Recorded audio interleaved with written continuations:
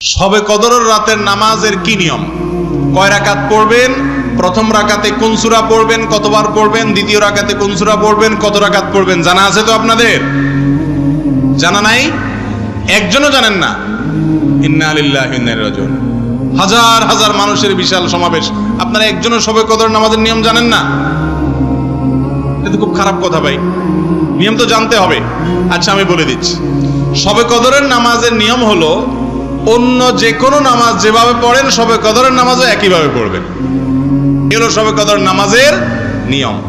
এমন কোনো কথা নাই যে শবে কদরের নামাজে প্রথম রাকাতে সূরা ফাতিহার পর অমুক সূরা এতবার পড়তে হবে, দ্বিতীয় রাকাতে ততবার পড়তে হবে, এরকম কোনো কথা কোরআন হাদিসে। এগুলা মন গড়া বিভিন্ন সিস্টেম, বিভিন্ন পদ্ধতির কথা, বিভিন্ন আপনার বাজারে নামাজ শিক্ষার বই নামে অনেক বই আছে, সব বই না, কিছু কিছু বই আছে, এসব বইতে শবে কদরের নামাজ এত রাকাত, প্রথম রাকাতের এই নিয়ম, দ্বিতীয় রাকাতের ওই নিয়ম, এরকম বিভিন্ন কথা বলা আছে। এগুলো সব ভিত্তিহীন, মন গড়া, এগুলো কোরআন হাদিসে নাই। কোরআন হাদিসে লাইলাতুল কদরে অন্য রাতের মতো আপনি নামাজ পড়বেন, একটু লম্বা সময় নিয়ে পড়বেন। যে কোনো রাতের নামাজ, তাহাজ্জুদের নামাজ লম্বা সময় নিয়ে পড়তে হয়, দীর্ঘ রাকাত, দীর্ঘ রুকু, দীর্ঘ সিজদা, আস্তে আস্তে তেলাওয়াত, আস্তে আস্তে তাসবিহ এবং সময় নিয়ে পড়বেন। দুই রাকাত করে পড়বেন, যে কোনো সূরা দিয়ে পড়তে পারেন, একবার পড়বেন না দুইবার পড়বেন সূরা ফাতিহার পরে সূরা, এটা আপনার ব্যাপার, কোনো সূরা নির্ধারিত না। আপনি লাইলাতুল কদরের একটা জিনিস নির্ধারিত, সেটা হলো একটা দোয়া হাদিসে বর্ণিত হয়েছে।